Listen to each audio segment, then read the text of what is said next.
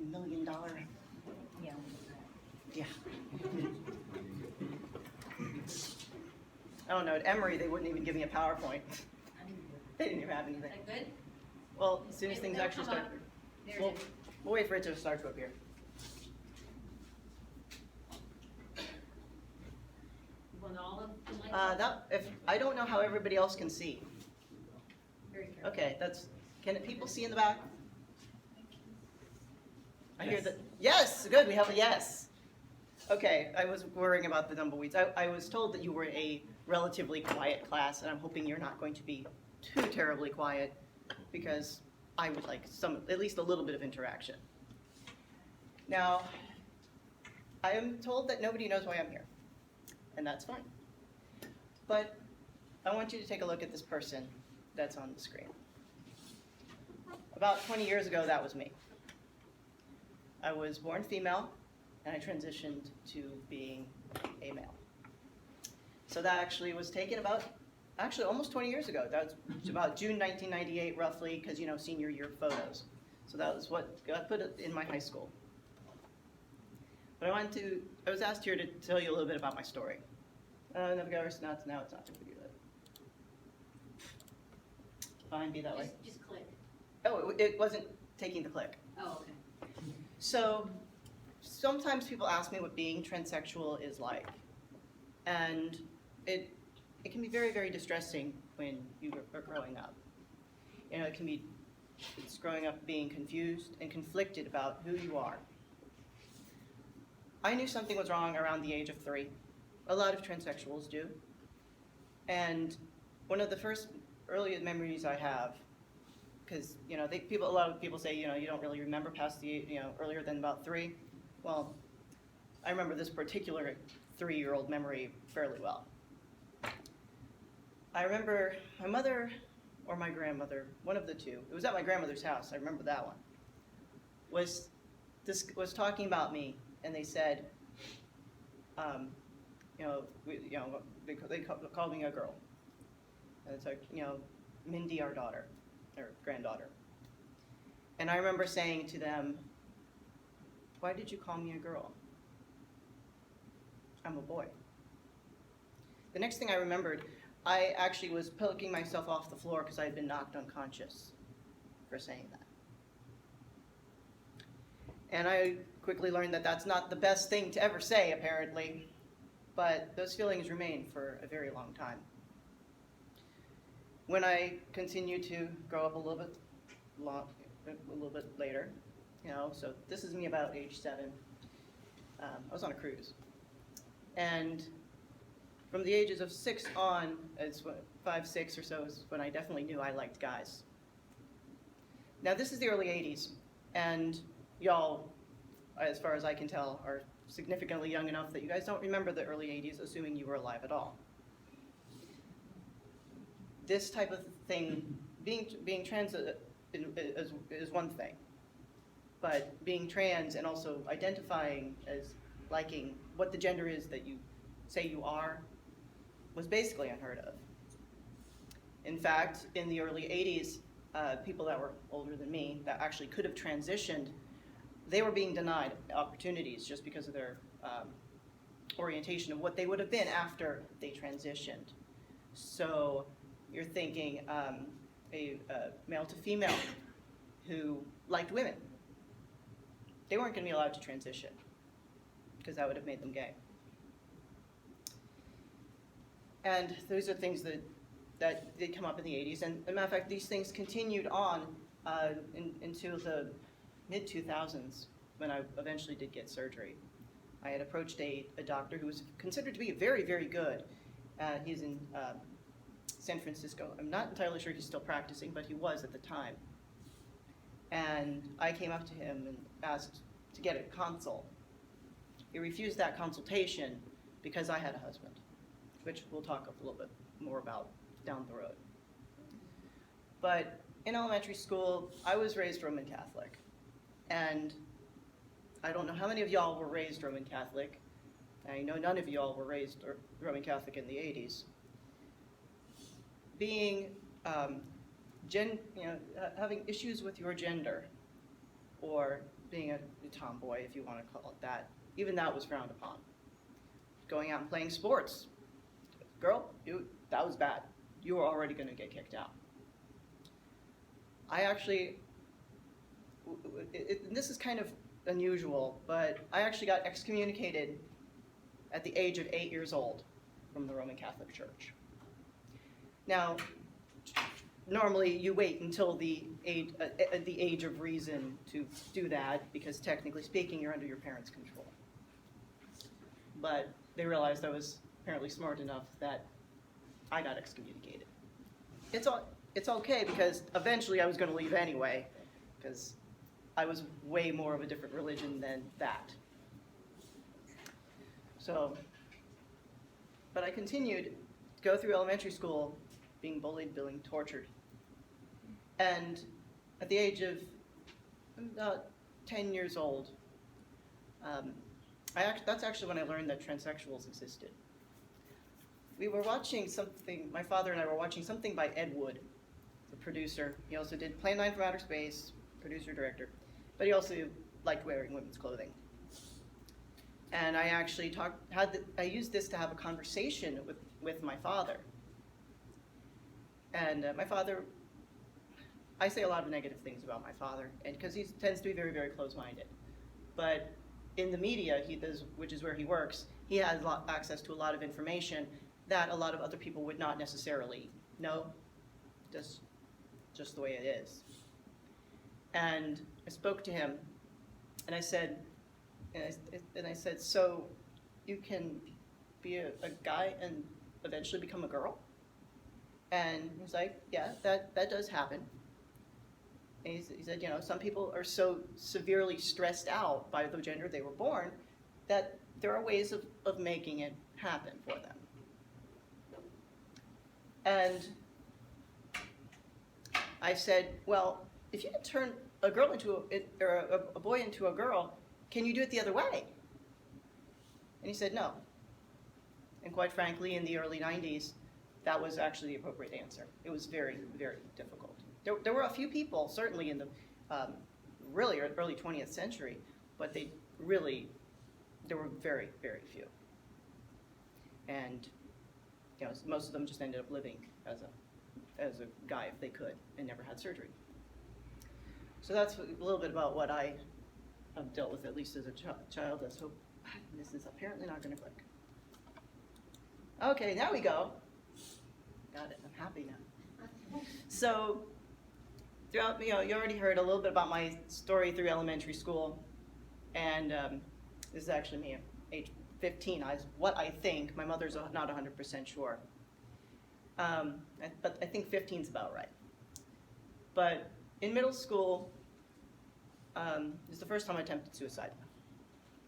I attempted suicide in part for a variety of reasons, but the sheer fact that I was told that I was basically alone in this world because I couldn't, because I must have been the only one. I mean, if my dad doesn't know, who does?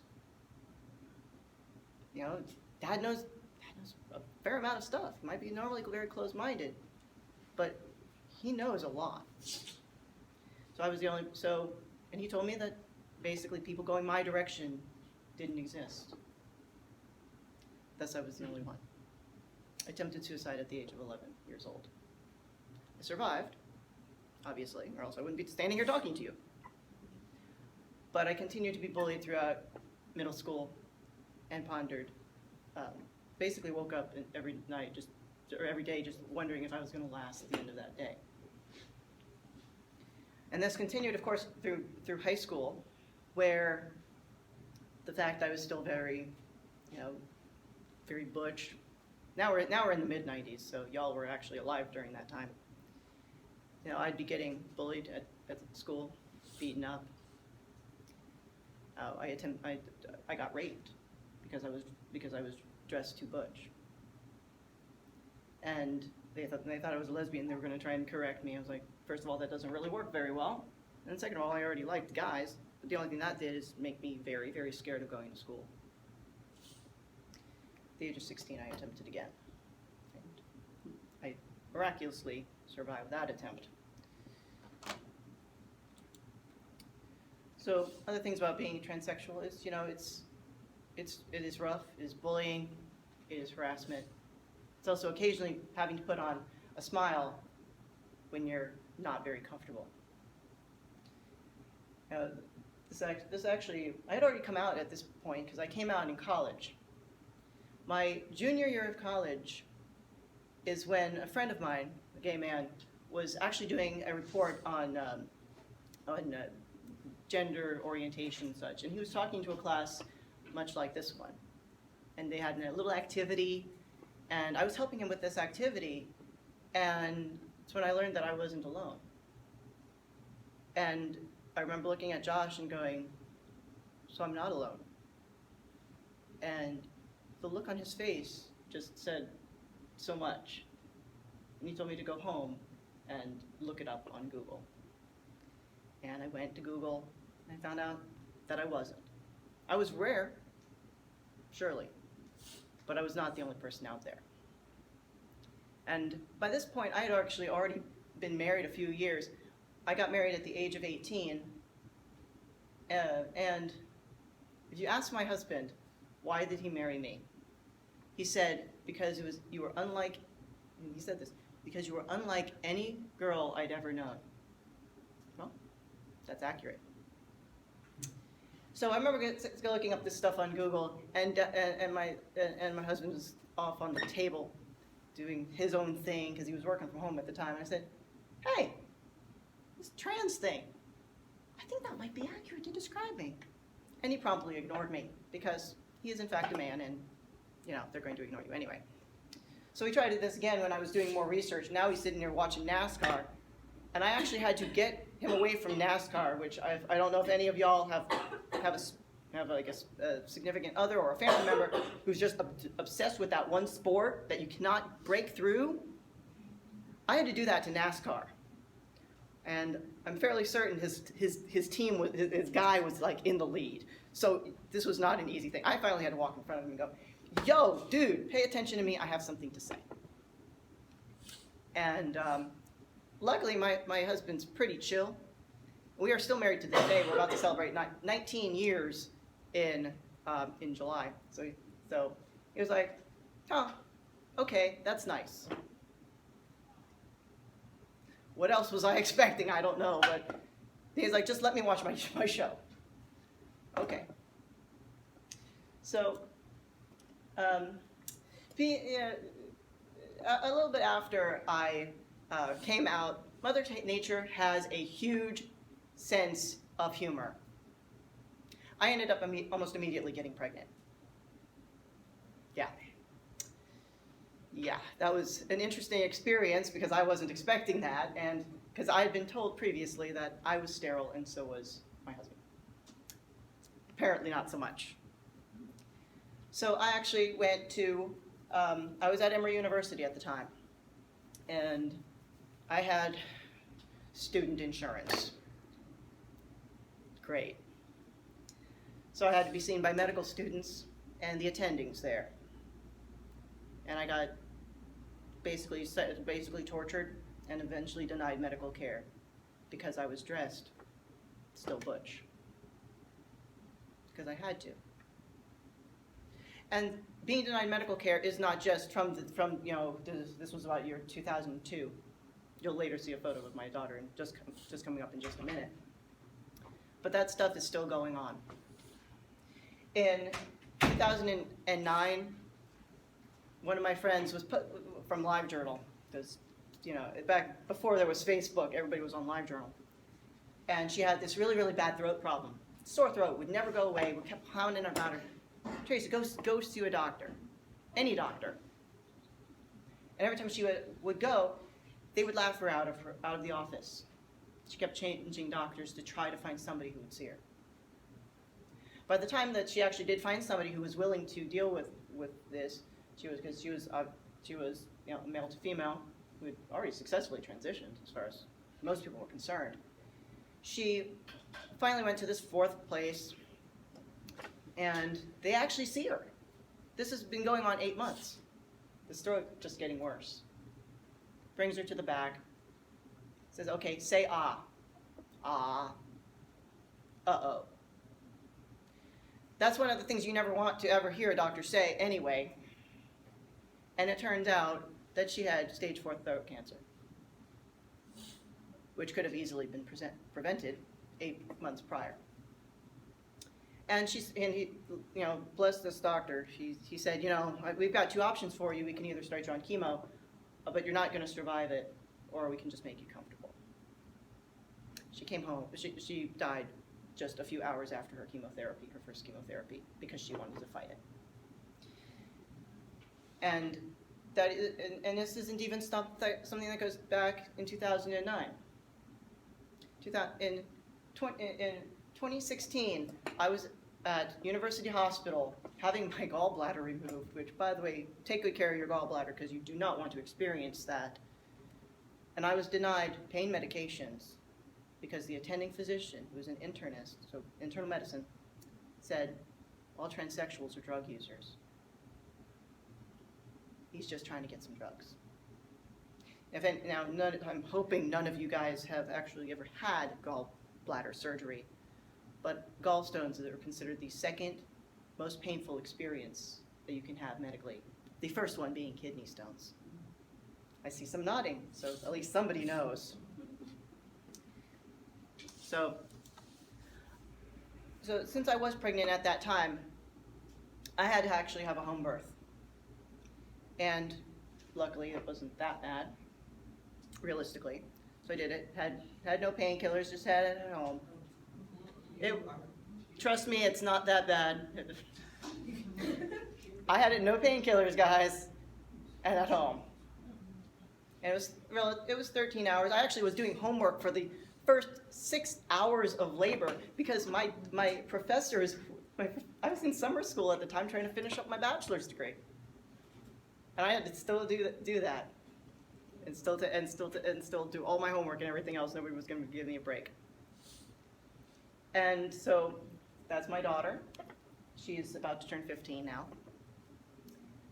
Because Andrew's already heard a little bit about my daughter Tegan. So, this is her, about a day old.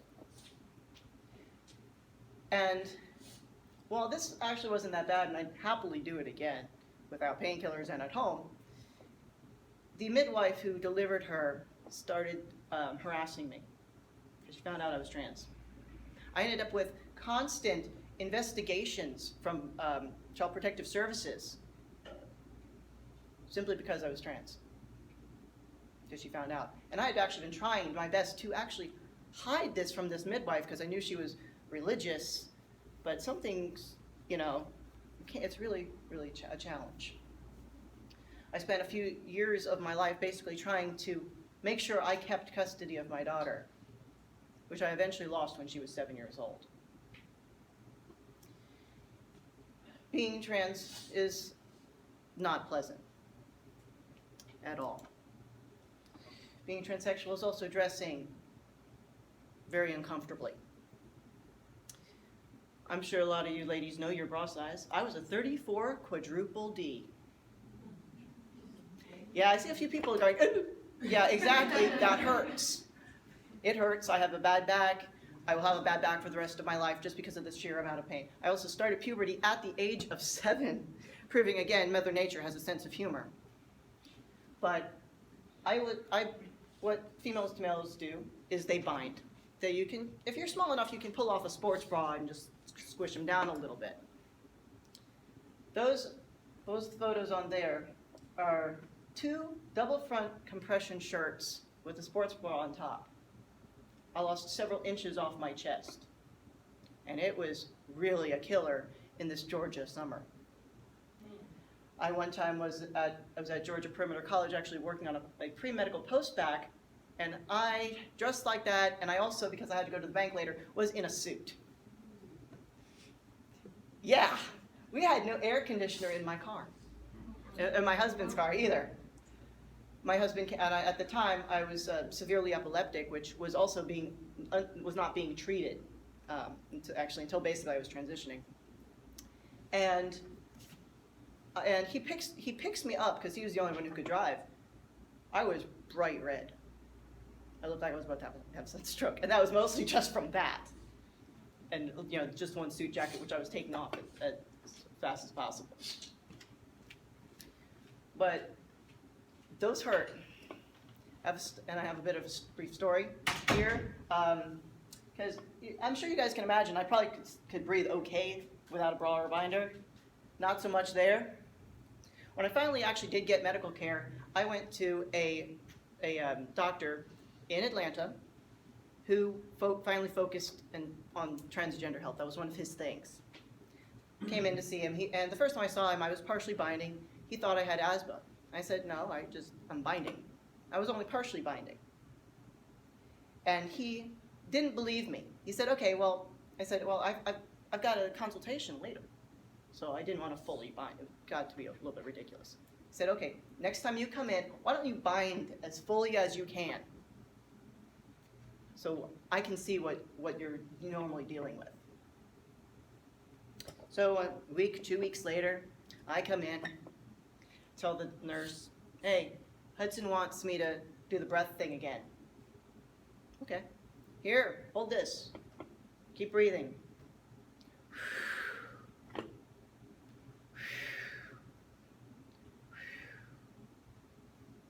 So, and she doesn't say a thing. I see her walk out. Just a few seconds later, I hear, like the fastest I've ever heard a doctor run. He threw open the door and said, "What did you do to your lungs?" I said, "I'm binding, fully." And he was as pale as I'd ever seen anyone. I used to work in an emergency room. I'd never seen a doctor run that fast, even for a code. And I said, well, what are my lungs looking at? Your lung capacity is less than half. That's how tight I was binding. Then the next time I saw him, he said, okay, next time, don't bind at all. And I wanted to see how your lung capacity will be after you have surgery. And I did. And he said, okay, breathe. And again, the nurse doesn't say anything. Finally, the doctor comes in very, very calmly this time, and he sits. And we're having a discussion. Doesn't say anything. So, Dr. Hudson, I did the breathing thing again. How are my numbers? Flicks, he says, you're at 98%. You don't have asthma. Told you so. I love telling that story because people always just get their attention.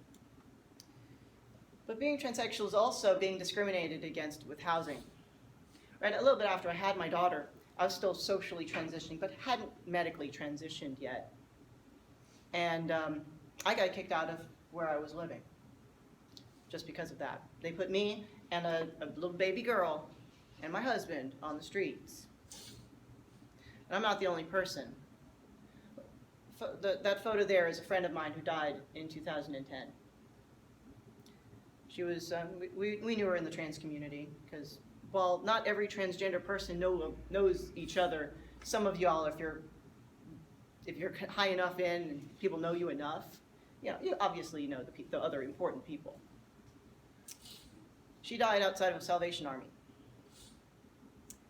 on the coldest night of the year in Austin because the Salvation Army would not accept her to come in. They had spots. But because she was transsexual, they denied her. Other people, we had witnesses that announced this before she died, and everyone was trying to find any place that we could put her. But most of us didn't have connections in Austin. But some of us were aware of this, and some people actually say that this didn't happen, and I'm here to tell you that it did, because I know some of my friends were involved. And there is no reason they did that because they were asking me for help, and I was trying to figure out if I knew anybody in Austin that I could help this woman have a few nights. And that has happened to me. I mean, I haven't died yet, but being kicked out has happened to me on several occasions. So, being transsexual is also having to live a double life. That's me in graduate school. I was doing, I thought I was doing very well. I was already living basically part-time, but I was having to be very careful about where I was out to, because that was a conservative field that was a degree in space studies. I focused in aerospace psychology. The gentleman in dark blue there is actually a rather well-known neuropsychologist who was on my thesis committee. And he's a real peach. But I was terrified of coming out to any of these people. And let me tell you, when I did finally come out as being transsexual, all my aerospace research, some of it dried up due to other circumstances, of course, but I was no longer allowed back to conferences to present what I had to do. When I was actually going to conferences, when I was still like part-time, I was still trying to work it out, they were like, we can't have you here. And this is from stuff like NASA and the government. So. And being trans is frequently being unable to get or maintain a job. Now, I have a graduate degree in a field that actually is supposed to be in demand. And there are some places where I got either terminated or got denied jobs just for that. There was a time where the only thing I could do was sex work. And that's what I had to do to survive, to put food to put food for my baby girl. Because my husband had also been discriminated against because he was married to a transgender person. Because sometimes it's easier to tell. But Georgia Perimeter College, I was applying for an adjunct position in astronomy. They were stupid enough to actually tell my friend who was on the faculty why. That person's now also transitioned. But now apparently they've changed the rules, and now, in theory, they're supposed to be opening to transgender people. I'm not holding my breath. I was denied interviews at Newton Medical. I'm an EMT, which that was a whole nother story. When I was working at DeKalb Medical, I got fired because somebody violated HIPAA, the Privacy Act, because they were so interested in trying to find my history, because I was being stealth there. Stealth meaning I was hiding. And very few people knew, except for my doctors. Gold Cross, I was working for there. Fired because they found out I was trans. I was working at Foresight Science and Technology. Well, they were okay with me living as part-time as a guy or full-time as a man, which is the job I ended up taking right after I got out of graduate school while I was looking for something else more fitting. As soon as they found out I was actually going to transition, they fired me literally on the day I paid for surgery. And the CEO was trans also, and he did that because he didn't want to deal with it. So being transsexual is also having other people tell you what your name is. I have been going by Mel for a very long time. That's why I ended up selecting the name Melvin. It made my life easier. I'd also been publishing, which I always suggest if you are ever planning on transitioning, change your name before you publish, or else you might be stuck with your initials. But when I was working for Foresight, I had enough money to go pay for a therapist. You're pretty much mandated to go to a therapist. There were a lot of places that would maybe not. And I would really appreciate it if you're not goofing off on your phones. Thank you. And if you're going to go and if you're going to transition, I would, like I said, I'd recommend also being very careful about who you go to see. I ended up selecting a therapist, clinical psychologist in Atlanta, where I went to. I'd luckily already been living part-time and full-time long enough she didn't really worry about me. But I knew that there was going to be a time where I was going to want to move very, very fast, because I know myself. I wanted to get all my ducks in an order so that when I knew it was absolutely time, that I was ready to go. And so I talked to Virginia. I went to Virginia for a few sessions. She gave me this great list of questions that we had to go and answer them at home so she could save some time during the session. She could just literally read it and investigate. And when we were done with therapy, a few months later, I had my name changed. Eventually tried to get, I went immediately to my alma mater to get my name changed. Because my driver's license was closed that day. So I went to Emory instead. Seems legit, right? It took 2 years for them to actually change my name in the system. As you see there, they changed it. They then changed it back to my original name, and then they refused to change it back. This is an email. This is an apology from like one of the vice presidents. I had to get the LGBT life to work it out. The hell, and they still she and man me every time they call for money. So after my name change, you know, because they're still trying to call me Melinda, and I'm like, don't respond to that. I started getting myself prepared for when I knew I was going to be going. And about the November after my name change went through, about 8 months or so after I finished with my therapist, I caught myself looking up how to perform surgery on yourself online. And once I realized that that was not ever going to happen because I'm already a klutz and trying to do things in reverse, it was definitely never going to happen, I sent an email immediately to Virginia and said, I think it's time. Can you get my letters ready? And I had a consultation with with the GP I mentioned earlier, as well as Sheldon Linsenberg, who's a top surgeon in Atlanta, who my therapist actually had recommended. You know, being transsexual is having to finding a way to live as you are. Luckily, I actually was contacting my doctors during the various recessions, so they actually had a lot of openings, and other, it's sad for a lot of people they couldn't get in, but that meant that my surgery was able to get done really fast. I got in December. I basically got handed a script for hormones ready for when I go, and got in for, I had already had all the documentation needed to argue with my insurance in case they didn't want to remove 34 quadruple Ds. I go into Dr. Linsenberg's office. He starts going through a checklist. I said, here's everything you need. I gave him a stack of paper that thick. I got approved for surgery within 3 weeks, my insurance. So let's see, that was, I went in Martin Luther King Day, I believe, and paid. And I had surgery February the 5th, 2009. Thing I remember the most is waking up from surgery, and my daughter, it just had perfect timing. My husband and daughter just walked into the surgical center. You know, being transsexual is also after you have to deal with all these medical stuff, actually trying your best to get your documentation in order. This is actually the very first legal documentation I had. That's actually a conversion certificate to Judaism. But that's the first thing that I ever got done. I had to fight to get my passport done because they didn't believe it.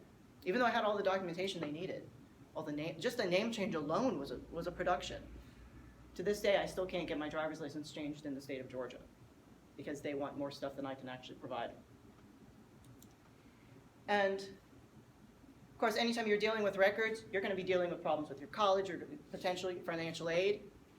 That's an email I literally got, but yesterday, because I came to talk to Professor Hodges right after, and I said, can you believe this? They won't accept the fact that I have a college degree, and they're trying to get my high school transcript for something. I can't provide that because my name has changed. And the state of Florida will not recognize my Georgia name change.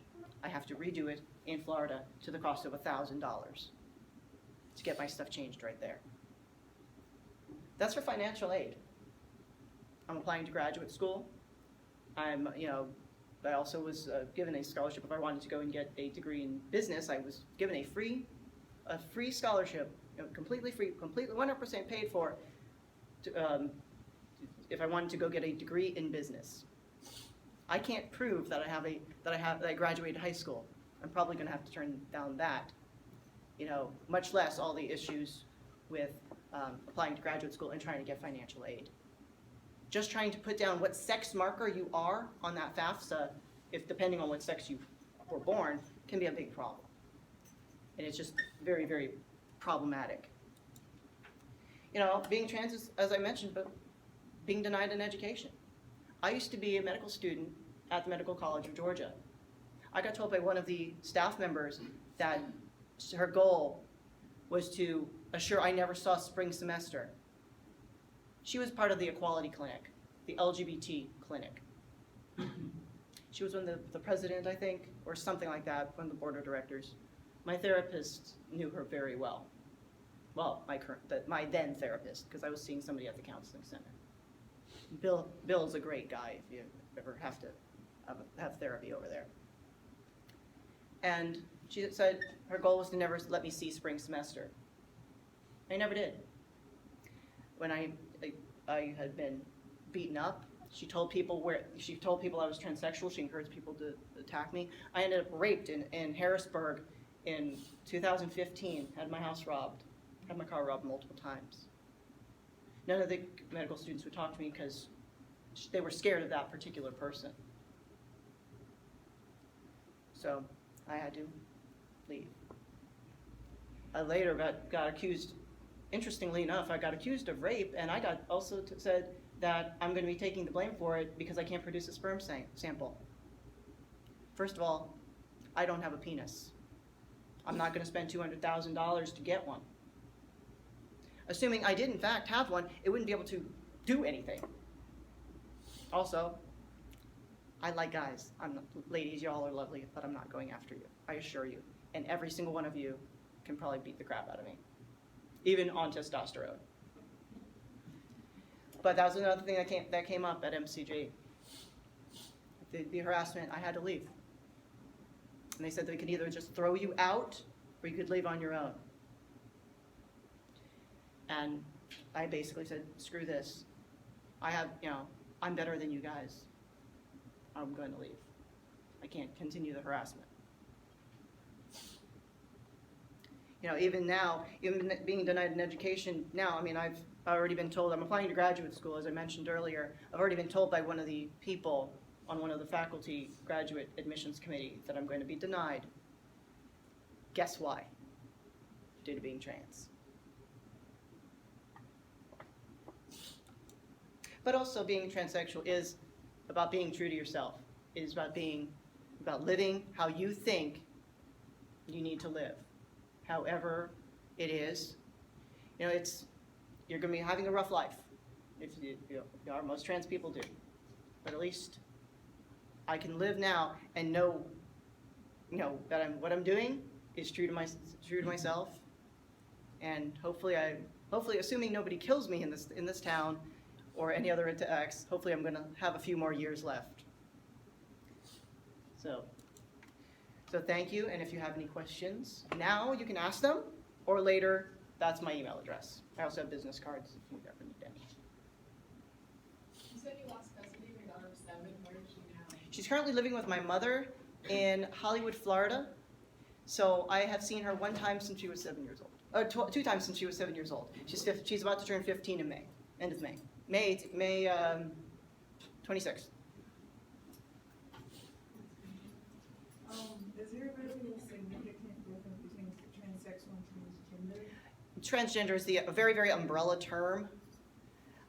So everybody has the word transgender on their minds, and there's so much stuff that goes on because there are people who do not ever want to transition. They're totally down with wearing whatever they want. They don't want to medically transition, but they just have like a little bit transgressive behaviors. Like my daughter's a bit of a tomboy. She's happy being a girl, but she still has transgender behaviors, and that's fine too.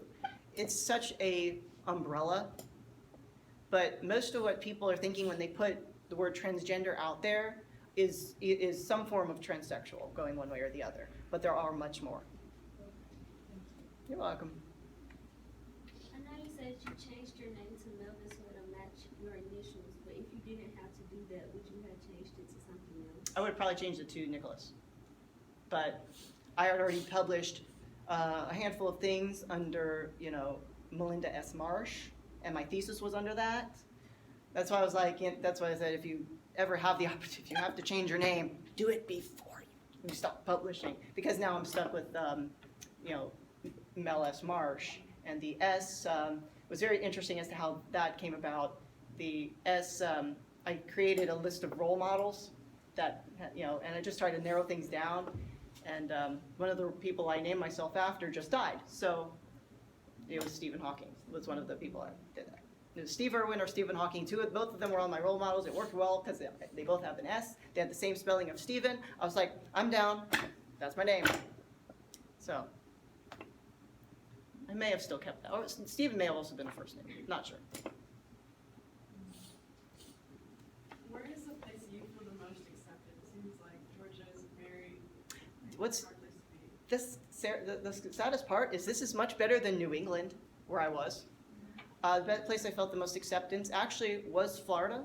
You know, even with everything that went on, Florida in the 1980s and 1990s is still better than Georgia here now.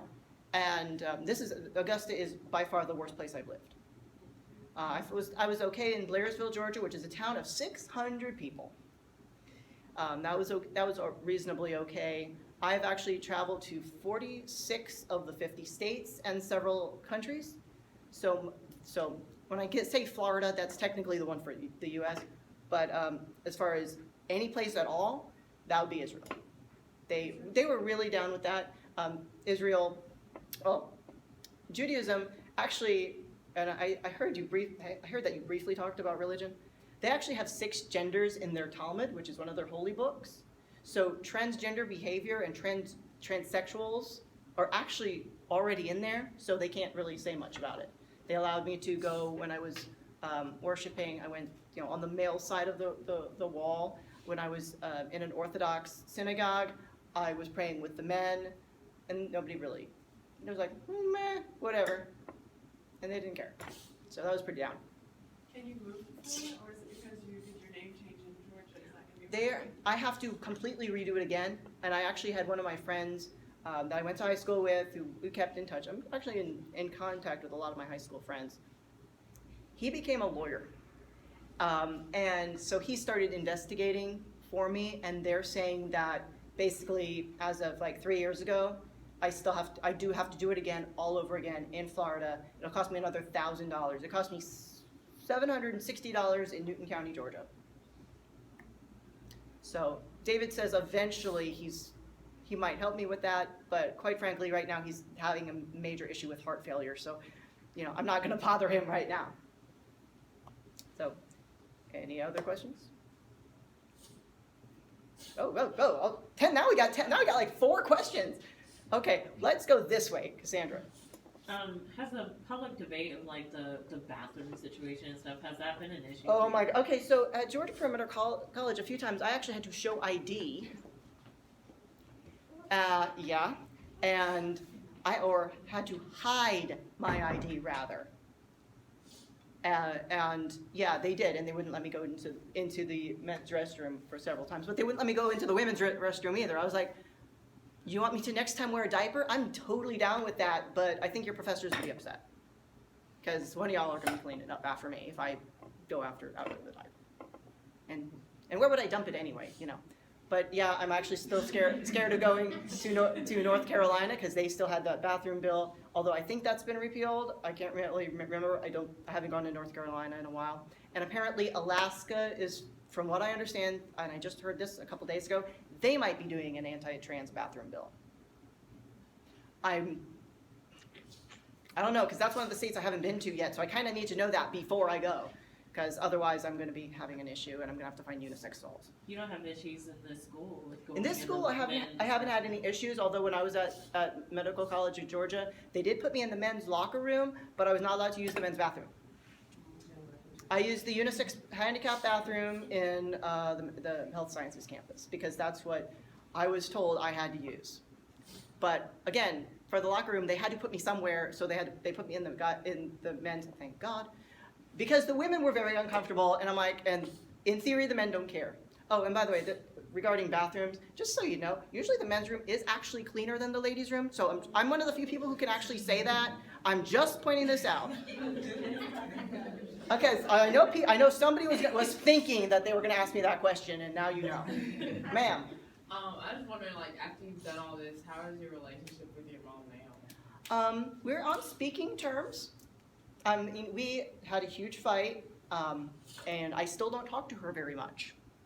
I still have much closer contact with my mother, or with my grandmother, both of which had an absolute shit fit, both when I transitioned and when I converted to Judaism. Although I will state that I wasn't originally preparing to do a PowerPoint until about 10 a.m. yesterday. I'm looking directly at you. As soon as my developmental class got out, I basically, thank you for letting us out early, by the way, because it was appreciated. As soon as I got home, I literally called my mother. I said, Mom, do you have any photos of me as a kid? Like, now? And she's like, why are you calling me this? I said, I got to talk at 1 o'clock. Do you have anything? I literally was given 2 of these photos. She sent me 3. Two of these photos arrived at 7:45 this morning in my text. So, and so that's basically how that worked out. We don't get along very well, so I still don't see my daughter. I've still only seen her twice. I haven't seen my mom in I don't even know how many years. My mother was like the only person that didn't come to see me go skydiving when I was actually down in Florida for the first time in a number of years, because she actually at one point had put a restraining order against me. So yeah, she was the only person who didn't see me jump out of an airplane. My grandmother did. She doesn't believe me. Sir. Hi there. So you've mentioned that you've been involved with multiple disciplines, and I was actually curious, how many graduate level programs, PhD and master's, have you been kicked out of for being trained? Let's see here. One of them was okay. I've applied to PhD programs. I think this is my 4th round. I think I can't even remember at this point. But the one time I got in, they kept me in the program because they saw that I was producing a lot of really good research that they were stealing. So they had to keep me in the program, and they still tried to get me kicked out. But I had the dean on my side, who'd been documenting. My thesis proposal was so good, it spawned 3 theses, all at the University of North Dakota Space Studies. So there was that one. I got accepted to University of Arkansas with a very generous stipend, $30,000 a year. I didn't have to do any teaching or research. I know, I see that look over there. Yeah. And what was your stipend when you were in a PhD program? Yeah, look at that. Too low. This was in 2000 and yeah, 0. You weren't even getting anything? Yeah, it's like me and my master's programs. But the that was 2007. I had done my interview. I'd actually gotten accepted. Had no teaching requirements, like no research requirements. Was going to be given a $30,000 a year stipend in Arkansas, where the average median income was $25,000. I was going to be looking good. When they did some further research into me after I had accepted that, and they rescinded my acceptance because of that. So several times I have actually done, I actually applied to medical school 4 times. And at my interviews several times, because of between the financial aid and how you have to identify yourself, you know, sometimes you can tell the person is trans and you don't ever have to say anything. Mercer had an issue with me. Georgia PCOM had an issue with me being trans. MCG, I interviewed at MCG 3 times. The first and the 3rd time went after me for that. The only reason I got in probably is because I complained to admissions. I said, I need a redo because that's bullshit. Those 2 people are all still teaching at that school. So those are just a few places that I do, and I've already I've been applying to this cycle too. And like I said, I already have been told by at least one place with the cycle I'm doing now that I'm probably not going to get in for that. Now, are you still in the medical field, or are you transitioning to more of a mental health field? I'm kind of doing both. I'm actually I'm mostly right now doing medical hypnotherapy. And so I do run as an EMT, but I keep my own license active, and I can still do childbirth and all that other stuff. But with nobody actually being willing to hire me, that's a big problem. I am part of the Medical Reserve Corps, and I'm listed as both mental health counselor as well as EMS, So anytime that there is an emergency, but they can call me and I can say, well, which one of you do you want? Because I have several years now doing mental health. One of the things I didn't mention is I was actually doing like a suicide prevention thing for a couple of years when I was early transitioning. So I actually have had a number of years doing mental health prior to going into the medical field, and I really would love to know of what the deal is with clinical medical psychology. I'm fascinated by this. I'm like, ooh, is this the way I could do both things? Be kind of cool. So that's what I'm hoping to do. But I'm planning on maintaining my EMT license, possibly going up further, but I just don't have any place to work, with the exception of my own company. But since I do medical stuff, having the license still makes doctors more willing to refer to me now. That's awesome, man. You're very, very inspiring. Thank you. I know I had other hands. Now you're all going to hide from me, right? That's what you're telling me? Are there any other questions? Ma'am? Does your mom let you contact your daughter? No. Actually, my mother I'm lucky if I can actually get a hold of my mother. And my grandmother is the one I primarily have contact with, but she's 86 years old. She is living with, all of them are living together. And apparently the way she claims it, she claims that my timing is just really, really bad for Tegan, because Tegan's always doing homework. I said, you know what? You are not doing homework on that weekend. I know exactly what you're taking. But by the way, my kid is brilliant, thank God. She takes after me and not after her other father. And hey, my kid was taking astronautics in 7th grade. What were you guys taking in 7th grade? So I really don't get a hold of her very much. If I'm lucky, she'll call me for my birthday. And every time I call her for her birthday, I get hung up on. So that's it. Ma'am? Well, so what about your husband? My husband, they usually, I think they get a hold of each other, but my husband's really bad at using the phone. So I'm not sure what the deal is. I know that they call him, but he never even picks up the phone. So it's like, You should just pick up his phone. well, the fact is right now he's living in Nashua, New Hampshire, which is a whole nother story, because they would not let me move in. Too much. They would not let me move up to Nashua, New Hampshire, because his apartment would not recognize the fact we were legally married and have been for a number of years, since 1999. So, and that's fine, because I was trying to get into medical school and there weren't any medical schools up there. So he had to move for work.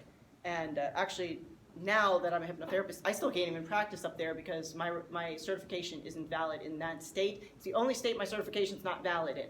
So we're actually trying to get him back down here. He might be finally coming down here, like in the next few weeks, hopefully to live permanently. Well, that's what we're all hoping for, because right now he's unemployed, and hopefully there's a remote job that's going to get him, because he's already put in his notice. So that would be nice. He also used to be a hypnotist as well, which is really kind of weird.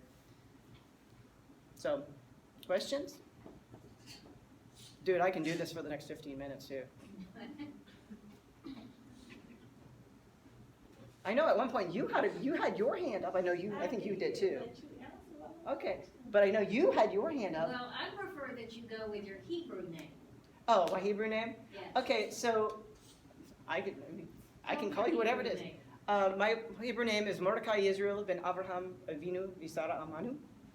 Yeah, good luck trying to write that one down. I can barely write it down in English, and I have to be able to sign it in Hebrew. But when I did have to pick that name when I converted, luckily I was actually the first transsexual. My Bet Din that's a religious court, if you guys never used that term, basically a religious court with rabbis. And I was actually the first transsexual that those three had ever done. So they had, and it was really, really awkward when I come to this first rabbi, and I actually had been denied a couple times for conversion because I was transsexual. I don't even understand. Even a Reconstructionist wouldn't take me, and I'm like, you're the LGBT group, you dodo brains. But So I would go to this poor guy, and I had to explain that I was transsexual, and he asked if I was circumcised. Because that's one of the things you do in Judaism. And I said, well, I don't have that body part. That's going to cost me $200,000 roughly. And he went off and did something else. And then he came back because he apparently had forgotten the answer in the 3 minutes I'd given it to him. And he's like, I forgot the answer. Are you circumcised? No, Rabbi Siegel. Okay, just checking. We don't have to do that. Because as a female, I was considered born circumcised, so they didn't have to do it. So I ended up picking Mordecai for various actually, I picked Mordecai mostly because, first, we already have the M going on. 2, I actually said, okay, well, what's my name going to be? And part of Fiddler on the Roof played in my head, and it was Tevia's Dreamer. They talk about Mordecai. I was like, is that supposed to be my name? Yep, okay, fine. And Yisrael came from, actually, one of my rabbis actually made the suggestion, actually as a reference to my trans background, because Jacob and Israel, were really the same person, but he changed his name after the big struggle with the angel. So that's how I ended up with that name. And right before my bar mitzvah, which I almost put a photo in there, I actually had gone to Israel full land scholarship for 2 weeks with an LGBT group, because since I was so old when I converted, I wasn't able to go on birthright, which all Jews are qualified to do. But I put that in, and this was LGBT specific. And I saw it from one gay transsexual Jew by choice posted it to his husband, who is also gay, trans, and a Jew by choice. I saw it on Facebook. I was like, and I contacted them, and I said, I know your scholarship time is over, but can you tell me roughly when it's going to be open so that I can apply for next year? And they said, actually, we decided to extend the deadline. Here's the application. And I found out right after Rosh Hashanah that I had to be in Israel in about 6 to 7 weeks. Thank God I had already had my passport and had been going back and forth with the passport issue. That was a whole big song and dance to try to get the name changed. But my passport is in mail, though. Okay, you said your daughter is 15? About to turn 15. I know, feel bad for me. Well, I want to know if she knows. That I'm trans? Yes. Oh yeah, she's never known me as Melinda. Okay. So I had come out right before I got pregnant. So I transitioned, I was trying to transition when she was, when I was pregnant with her, which, yeah, don't do that. That's not a great idea. But when, by the time she was talking, I was already Mel, and stuff. And I already knew I was probably going to end up with Melvin as a name. So that's actually how she addresses me. Because if she says mom, every time when I did have her until she was 7, she got beat up in school because they found out that she had two male parents. She got beaten up 5 times in 10 school days in kindergarten. The principal of the elementary school, when I reported this, so they said, well, it's your own damn fault. I was like, dude, she's 5 years old, man. But I had conversations with those teachers. They didn't give a shit. So in some ways, that was actually really good. I even had to transfer her to another school, and that didn't go that much better. Because then somebody found out I was epileptic. They ended up doing some research on me, and basically would constantly strobe me for no reason, and basically also beat the crap out of her too. She almost got kidnapped twice in one day. She got lost. They told her to go away. 5, 6 years old. So at least at 7, my mother is a little bit borderline insane as far as protectiveness goes. So heaven help you if you come too close to anybody in the family, she will potentially rip you a new asshole. So I'm not worried about my kid. So that's yeah, my daughter is aware of the trans issue. We actually had that discussion when she was about 5. She said, "Why do I have 2 dads?" And we ended up going to an anatomy book, and so she was a little bit more aware of what was going on. I think she gets it as good as she's going to get it for that age, but she's much better now, I think. You have other kids too, right? I do. They're actually Frank's children, but I had to adopt them when I was 18. So the other 3, 2 of them haven't talked to me since transition. One of them's talked to me once. And my thoughts are it's fine because the kids I hated the most aren't talking to me. But they're also not talking to their father either. And, but yeah, I always say I have 4 children, and that's true because I had a hand in raising 4 children. Because my husband had 3. My eldest is 7 years younger than I am. So when I was 18, how old was she? She was 11. So I got to deal with, you know, when you're talking about like developmental psychology or whatnot, I had basically one at every age going at all the same time, and I was like, okay, what's about to happen right now? So, and one of them was 10 years to the day younger than me, so it ends up being literally, it's like, had one that was in preschool, had one that was in elementary, had one that was, basically about to go into to middle school or whatever. Ma'am, How did you and your husband meet? I couldn't hear that one. How did you and your husband meet? How did I what? How did you meet your husband? How did I meet my husband? I actually do medieval reenactment. That's how I met him. I met him through the Society for Creative Anachronism, which is a medieval organization that's been around since the late 60s. And I actually was dating a different guy at the time, and who my mother wanted me to marry. He was a rapist, so I really wasn't into it. And basically I had to run away and get married because Frank is much calmer, thank God. Otherwise I'd probably have been forced to marry Brad. And we still actually have memberships in the SCA. We just don't do it very much anymore. But I had to get one of my characters, my persona, to change, because if you ever see what my actual personal email is, because that's actually a professional email, I still have reference to the old character in that, and I have somebody contacted me on Ancestry, who's actually a third cousin of mine, and keeps insisting on calling me by this female persona's name that has never been my legal name. It's the weirdest thing. But so now I'm in the process of still trying to work out the new. I played that character for over a decade, so I still have to put in all the effort to put in the new character, who is male, and we're getting all the details. So I'm still working on it. Anything else? You told me they were quiet. They actually asked some questions. I don't know. Quiet from me. Oh, maybe. I'm not as interesting. I don't know, because in developmental, people don't shut up around you. I was half expecting like shout outs. What? Was that nice? If it wasn't nice, don't say it at all. Oh, it was nice. Oh, no. It wasn't, no. Yeah, no, I'm kidding. I don't think she is. Okay, thank you. You're welcome. Thank you. Very much. There's no other comments.